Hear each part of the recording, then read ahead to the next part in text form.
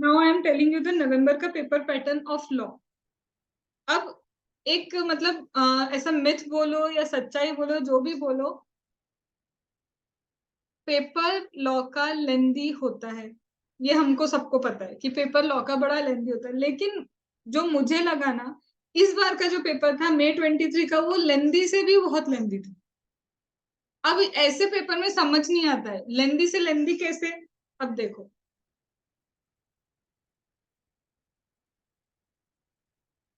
अब लेंदी से भी लेंदी में कैसे मैम, देखो ये है तुम्हारा क्वेश्चन नंबर 1। स्क्रीन विजिबल है? चलो, ये क्या है तुम्हारा, अरे कनेक्ट क्यों नहीं हो रहा है,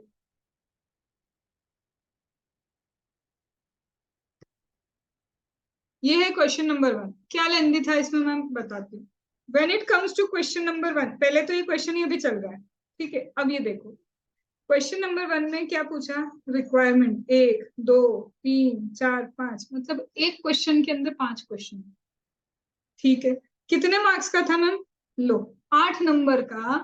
और कितने क्वेश्चन दे के रखे, 5 क्वेश्चन दिए, ठीक है।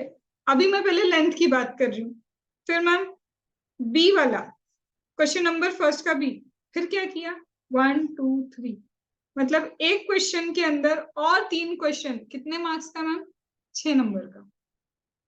तो तुम बताओ, एक्चुअल में तुम 2 क्वेश्चन लिख रहे हो, नहीं, तुम एक्चुअल में कितने, उधर के 5 और इधर के कितने, 3, 8 आंसर लिख रहे हो तुम। तो पहली बात तो जिम्मेदार लेंदी हो गया ये, अभी हुआ। क्वेश्चन नंबर 2 में तो कुछ रहम खाया होगा, आईसीआई है, एक के अंदर 3। फिर मैम क्वेश्चन नंबर 2 का बी, कुछ तो अच्छा होगा, 1 2 3। Question number C, 1 2, D 1 2। करना क्या चाहते हैं, तुम समझ गए पेपर क्या था, एक क्वेश्चन के अंदर और सारे क्वेश्चन है। अब प्रॉब्लम क्या आती है, पहला समझ में लेंदी कैसे हुआ, इस पे कोई डाउट। अब मैम क्या ये पेपर इजी था, 101% इजी था, बहुत डायरेक्ट क्वेश्चन थे, 101% इजी था, बहुत डायरेक्ट क्वेश्चन थे, घुमाया कहाँ, एमसीक्यू भी घुमाया कुछ नहीं। क्या पूछा जो तुमने कभी सपने में भी नहीं सोचा होगा कि पूरा एमसीक्यू टाइमलाइन पे भरा होगा, फॉर्म नंबर पे भरा होगा, ऐसी चीजें। तो मतलब क्या किया ma'am, out of box paper था, नहीं। क्या मैम आउट ऑफ कोर्स कुछ आया, नहीं। तुम तो वही छोड़ते हो ना जो आईसीआई को पता है, टाइमलाइन। तो एमसीक्यू में कहाँ मार पड़ी अपने को, टाइमलाइन, क्योंकि कंफ्यूजन होता ही एग्जाम तक जाके, ठीक है। पहली चीज, टफ करने की कोशिश क्या की, मेमोरी चेक कर रहे थे मैं बैठ के, एमसीक्यू वहां गए। इसमें क्या गड़बड़ है मैम, अब इसकी गड़बड़ समझो। व्हेन आई से क्वेश्चन नंबर 1 8 नंबर का, ठीक है। ये रहा मेरा क्वेश्चन नंबर 1, ये कितने नंबर का है, 8 मार्क्स का। मैम 8 मार्क्स का कौन सा मानू, ये 8 मार्क्स का है, ये 8 का है, ये 8 का है, ये 8 का है, ये क्या, कौन सा 8 मार्क्स का है।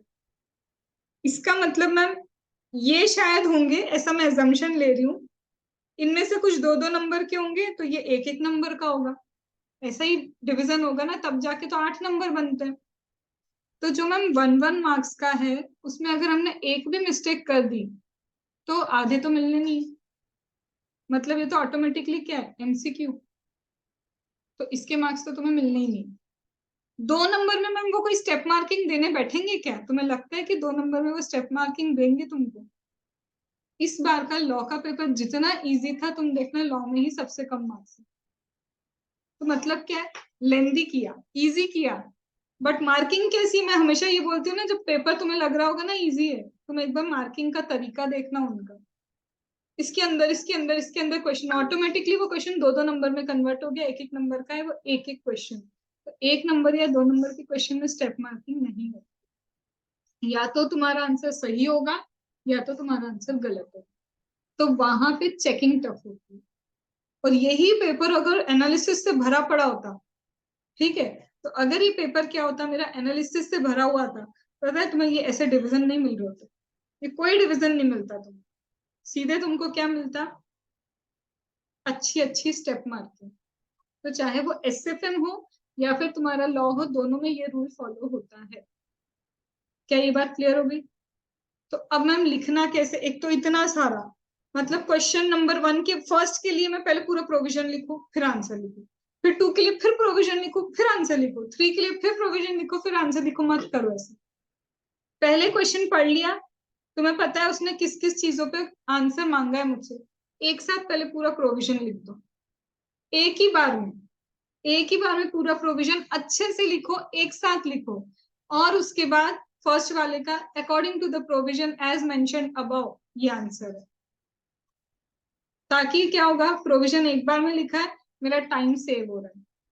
नहीं तो वहां जाके यही समझ नहीं आता कि इतनी बार प्रोविजन लिखूं। एक बार प्रोविजन लिखो उसके बाद आंसर, उसके लिए बुक देखो तुम, शुभम सेंगल की बुक में ये प्रेजेंटेशन ही फॉलो हुआ है, if you have noticed. Same presentation है, एक बार प्रोविजन लिखा फिर आंसर लिखते जाओ। क्या ये बात समझ में आई? तो तुम शुभम सेंगल की बुक का कोई भी चैप्टर उठा लो, मल्टीपल क्वेश्चंस है, एक बार प्रोविजन लिखो और उसके बाद क्या करने लग जाओ, आंसर्स आंसर्स आंसर्स। तो अब इसके लिए मैं तुमको देती हूँ बुक, है ना, तो अभी के अभी मेरे को मीटिंग वाले पे आ जाओ।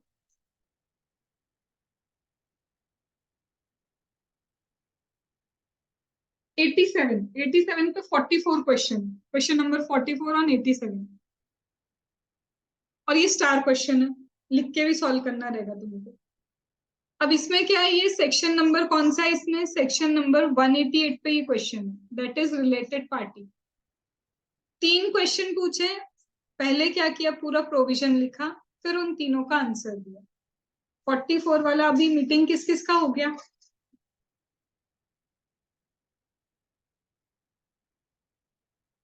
हुआ मीटिंग चैप्टर?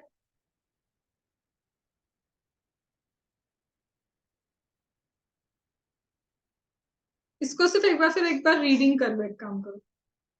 क्वेश्चन 44 इसलिए थोड़ा अच्छा ट्रिकी क्वेश्चन है, अच्छा क्वेश्चन है, इसलिए आई हैव गिवन। एक रीडिंग कर लो तो यू विल अंडरस्टैंड कि पैटर्न, पहला कि प्रोविजन लिखना है, फिर मैं बताती हूँ कि स्टेप वाइज क्या लिखना है।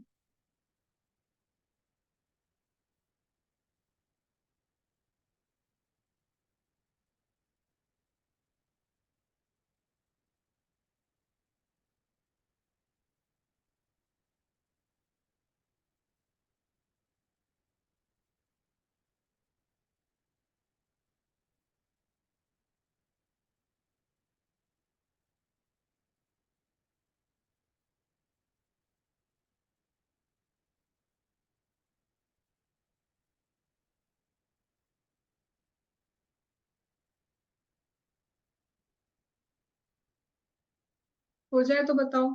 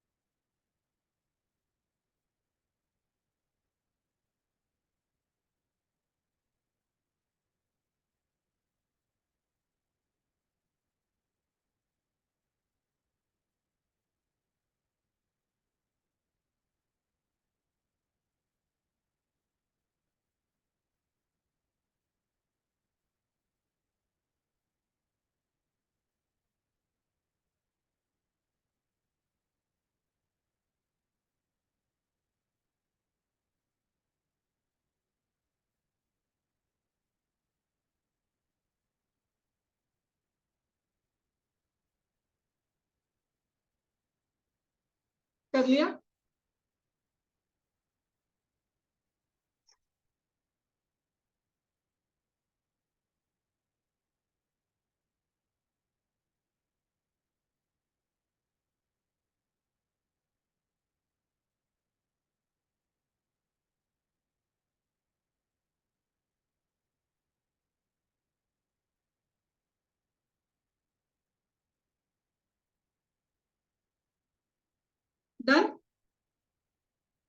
गौरी सही है?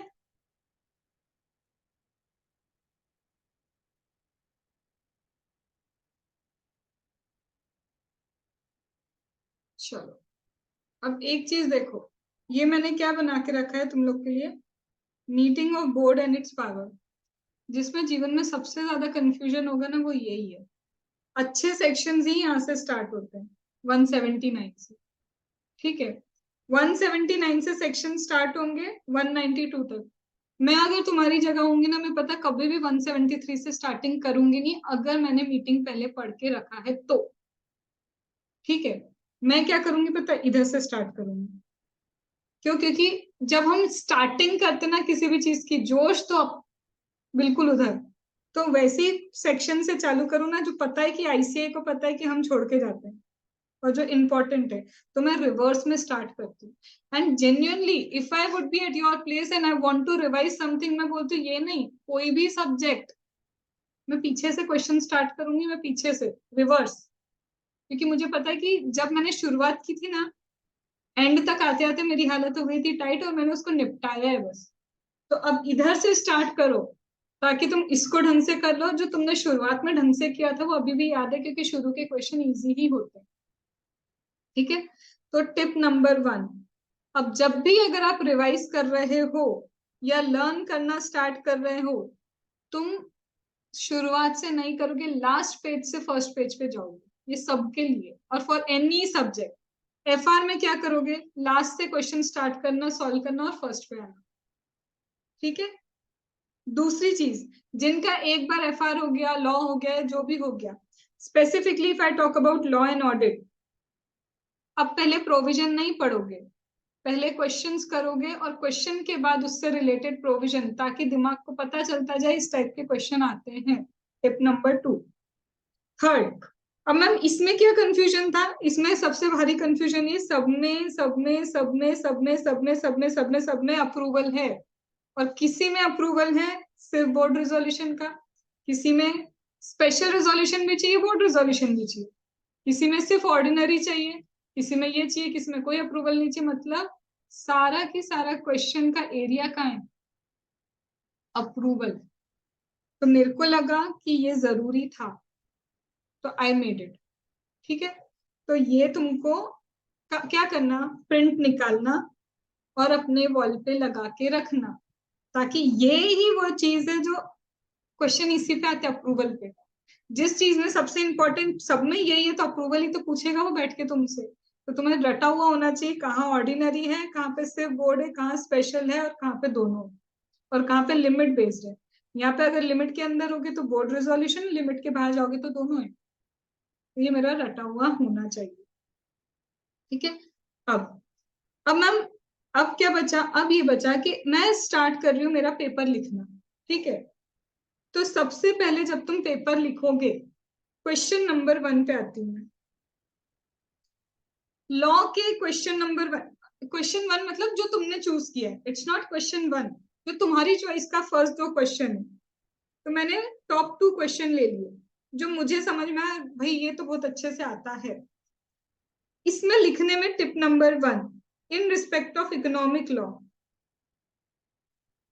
अच्छे अगर मार्क्स चाहिए तो इकोनॉमिक लॉ में पामला, आर्बिट्रेशन आता है, फिक्रा आता है, मतलब ये सारे फलाना फलाना चैप्टर आते हैं। इन चैप्टर्स के ऑब्जेक्टिव रट लो। मैं ऑब्जेक्टिव मतलब 2 लाइन के ऑब्जेक्टिव, कि पामला का ऑब्जेक्टिव क्या है, prevention of the money laundering. SEBI का ऑब्जेक्टिव क्या है, रेगुलेशन करना सिक्योरिटी मार्केट, वो लिखा है चैप्टर के स्टार्टिंग में, ऑब्जेक्टिव होता है। अगर तुमने क्वेश्चन नंबर फर्स्ट, क्वेश्चन 1 लिखने की जगह पहला क्वेश्चन चूज किया कि हम तो पामला लिखेंगे, मतलब तुम्हारी चॉइस है इकोनॉमिक लॉ पे। तो अगर मेरी चॉइस है कि मैं तो इकोनॉमिक लॉ का पहला क्वेश्चन लिखूंगी, तो स्टार्टिंग कहां से होगी, पहले 2 क्वेश्चन में पूरा इंप्रेशन झाड़ने का, फुल फ्लैश क्या करना है, इंप्रेशन देना है उसको।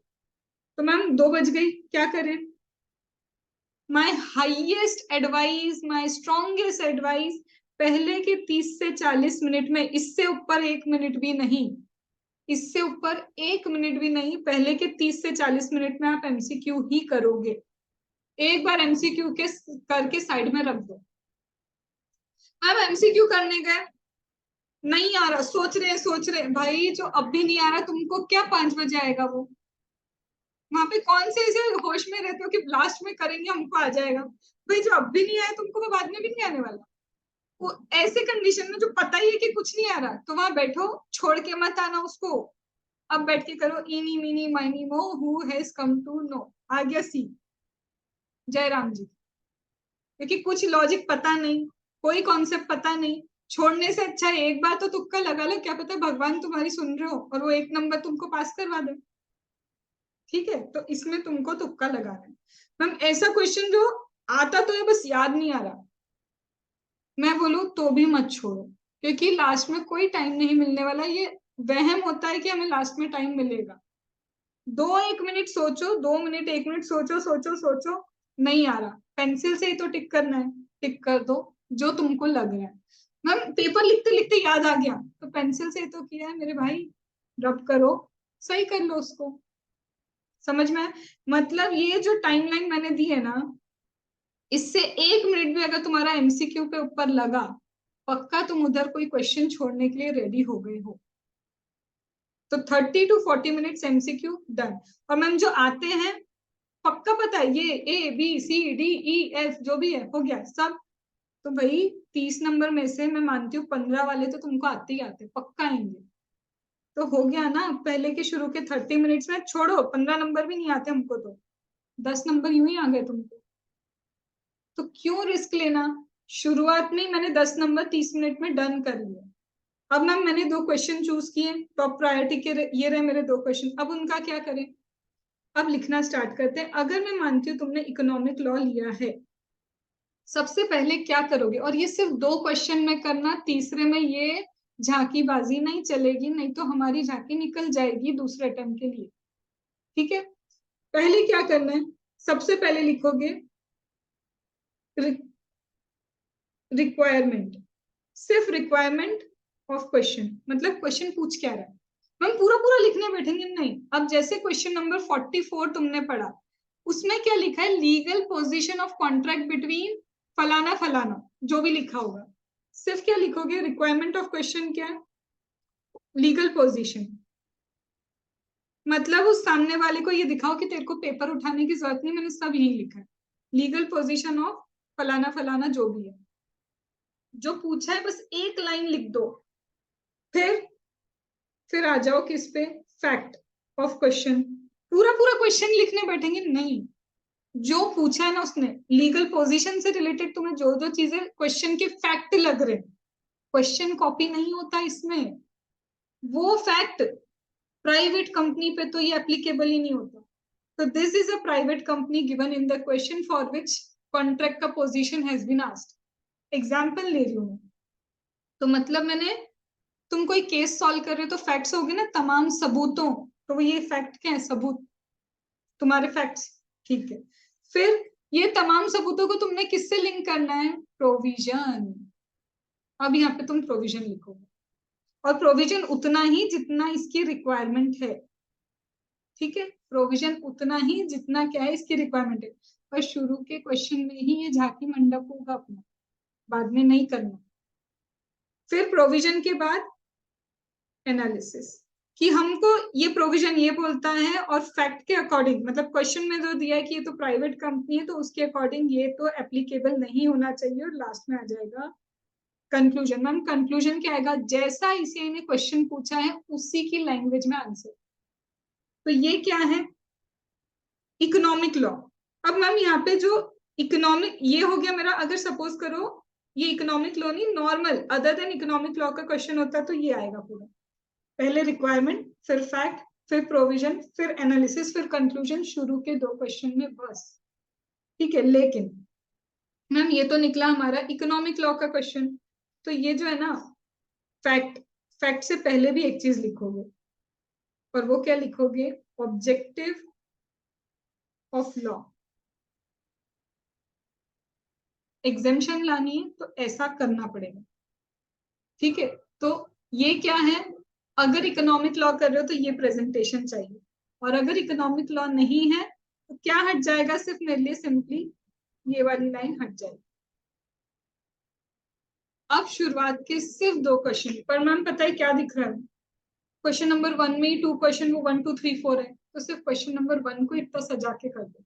मतलब तुम्हारे प्रायोरिटी के जो भी क्वेश्चन है ना, उसमें एक क्वेश्चन को इतना सजा के करो। क्यों? First impression is the last impression. पहले में उसको दिख गया भारी नॉलेज है, दूसरे वाले में क्या करो, लिख दिया, फैक्ट वगैरह लिख दिया, क्वेश्चन की ऑब्जेक्टिव लिख दिए, 1 2 क्वेश्चन में क्या उसको समझ में आ गया। मैं बताऊं, लास्ट तक जाते जाते कुछ चीजें वो तुम्हारी इग्नोर करना चालू कर देगा, ये मानते हुए कि बच्चे को नॉलेज है। तो पहले 2 क्वेश्चन की स्पीड अच्छी रखना, कोशिश करना 2 क्वेश्चन तुम इसी फॉर्मेट में सॉल्व कर लो। तीसरे से कौन सा फॉर्मेट, जो अभी हमने डिस्कस किया ना, प्रोविजन लिखो एक बार में, और फिर क्या करना चालू करो, आंसर। एक बार में प्रोविजन लिखो, क्या करना चालू करो, आंसर। क्या ये बात समझ में? अब मैम हम पता है क्या देखते हैं, लिखा रहता है as per qualification of director, मतलब कंपनीज एक्ट का पूरा चैप्टर का नाम लिखते हैं, फिर साथ में हम पता है क्या लिखते हैं, रूल भी लिख रहे हैं, वो एज पर रूल, रूल का भी पूरा नाम लिखा रहता है। तो I am sending you the PDF for that, उसमें बकायदा लिखा हुआ है ये कंपनी एक्ट और उसका रूल ये होता है। तो हमें अगर अच्छे मार्क्स चाहिए लॉ में, तो वो एक्ट मतलब appointment and qualification of director, and rule, rule का पूरा नाम लिखो, बस उसके बाद चालू हो जाओ। मैम सेक्शन नहीं आता कहीं पे, सेक्शन नहीं आता, कंपनी एक्ट का वो नाम लिखो और वो रूल का नाम लिखो रेलिवेंट करके, और चालू हो जाओ। बट जहां जहां रूल लिखोगे उसको दिख रहा है कि कहीं कहीं पे एफर्ट्स लगाए बच्चे ने, तो ऐसे लॉ का पेपर सॉल्व करके आना। पहले 2 में पूरी झांकी मंडप, उसके बाद जो ये बुक का फॉर्मेट है वही फॉलो कर। और अब तुम्हें ये भी पता है 5-6 चैप्टर कौन से जो तुमको लॉ में पास करेंगे, शुरुआत इनसे करो, बाकी फिर जो तुमने हल्के फुल्के करके रखे उसके बाद तुम देख लेना। आखिरी में आते आते वो तुम्हारी कॉपी में छोटी छोटी प्रेजेंटेशन और ये इग्नोर करेगा, क्योंकि शुरुआत में तुमने अपनी दिखा दी कि हम क्या कर सकते। फिर उसको भी पता है कि लास्ट में आते आते लॉ का पेपर हमने ही सेट किया और ऐसा सेट किया है कि बच्चे को टाइम कम पड़ा होगा। And last thing, go for 100%, कोशिश करो कि 1 नंबर का भी ना छूट पाए। और उसके लिए तुम्हारी ये जो मैं सिलेक्टेड क्वेश्चन बोल रही हूँ ना, इसीलिए लिखने के लिए बोल रही हूँ, लिखने की प्रैक्टिस होगी तो वहां पे भी धड़ धड़ धड़ लिखोगे। ठीक है, तो this was with respect to audit में सेम अप्रोच, बट ऑडिट में ये सब नहीं होता ऑब्जेक्टिव वगैरह, डायरेक्ट ऐसे लिखो, तो उसका पूरा डिटेलिंग, ऐसे के ऑब्जेक्टिव जरूर लिखना। If you are going for audit, ऐसे लिख रहे हो तो पता है ना 25 नंबर आने हैं। ऑब्जेक्टिव मस्ट है उस ऐसे का कि auditors objective in respect to ऐसे 800 ऐसे 200 इज दैट, वो लिख के आओ, इंप्रेशन जाएगा। कारो, कारो की स्टार्टिंग कैसे होती है, स्टार्टिंग लाइन, वो प्रेजेंटेशन इंपॉर्टेंट है। अब फिस्कल, फिस्कल में क्या क्या करना है उसका प्रॉब्लम मेरे को सेक्शन देने में कुछ नहीं हो रही, प्रॉब्लम ये हो रही है कि वो लर्न कैसे करोगे, क्योंकि जिन्होंने डीटी नहीं किया ना फिस्कल, उनके लिए कहीं ना कहीं तारे जमीन पर वाली बात हो जाएगी। क्योंकि अगर डीटी नहीं आता है तो फिस्कल बहुत मुश्किल है। तो उसके लिए खुशबू मैम का एक वीडियो है, उससे तो तुमको क्लॉज याद हो जाएंगे सारे। ठीक है, सारे के सारे क्लॉज उससे याद हो जाएंगे। नाउ आई विल ट्राई कि, देखो वो कमिट नहीं कर रही क्योंकि फिस्कल पूरा बनाना अपने आप में 3-4 दिन लेगा। तो इफ आई कैन डू, मैं फिस्कल का कुछ ऐसा शॉर्ट तुमको बना के दूंगी कि एटलीस्ट उतना उतना पढ़ लिया तो हो जाए, और वो नहीं हुआ तो सेक्शन में बता दूंगी कि इनको तो घोट लो, क्योंकि फिस्कल भी 3 से 4 नंबर का आता ही है। ठीक है, और हमें लगता है कि नहीं मैम स्किप करना है, तो एक बार बताऊं 4 नंबर का इधर आता है और एमसीक्यू में 1 नंबर का फिजिकल का क्वेश्चन होता है, तो टोटल 5 मार्क्स का। इफ यू वांट कि नहीं होगा फिजिकल मैम नहीं हो सकता हमसे, then you know what you can do. But जो पता है कि आता है, then also you know what you can do, वो तुम्हारी चॉइस है। ठीक है, तो I hope whatever was possible for me in respect of law I have given. अब मैंने सिर्फ पीडीएफ शेयर करती जाऊंगी, इससे ज्यादा, क्योंकि लाइव अब 1 महीने में मुझे नहीं लगता किसी से कनेक्ट हो। फोन बंद रखो, सब कुछ बंद करो, इधर उधर की बातें सब कुछ बाद में हो जाएगी। बट अगर तुम्हारे रिजल्ट में फेल आ गया ना, तो तुम भी रिग्रेट करोगे, दूसरा इंसान भी रिग्रेट ही करेगा अगर वो पढ़ रहा है। और अगर वो नहीं पढ़ रहा तो उसको क्या ही फर्क पड़ रहा है बातें बनाने में कि इस बार भी इससे नहीं हुआ। ठीक है, तो लाइफ में एक ही चीज होती है, PASS। और अगर PASS तुम्हारे पास नहीं है, सक्सेस तुम्हारे पास नहीं है, घाटा कोई तुम्हारा कुछ भी वैल्यू नहीं। अंडरस्टूड? तो जितना हो सके 1.5 महीने का भी टाइम नहीं बचा है अपने लिए। तो मैंने क्या बोला, 1 अक्टूबर का टारगेट रखो कि है। और अगर सच में 1 अक्टूबर का टारगेट रखोगे तो दिमाग को टेंशन होगी कि करना है मेरे को इतना सारा, नहीं किया तो कैसे होगा, और उसी बहाने तुम्हारा पता है क्या होगा, प्रिपरेशन हो जाएगी। ठीक है, तो मैं तो बोलूंगी टेस्ट अटेम्प्ट करो, जरूर अटेम्प्ट करो, ले लो प्रेशर जितना लेना है, अभी लेने के दिन है प्रेशर, बाद में क्या लोगे। CA बनने के बाद तो तुम्हें प्रेशर दिया जाएगा, तब पता चलेगा कि जिंदगी का असली प्रेशर होता क्या। ठीक है, और कुछ बोलो, बोलना है तो। वैसे भी 10 मिनट है, इसके बाद लाइव सेशन तो होगा नहीं अपना एग्जाम तक।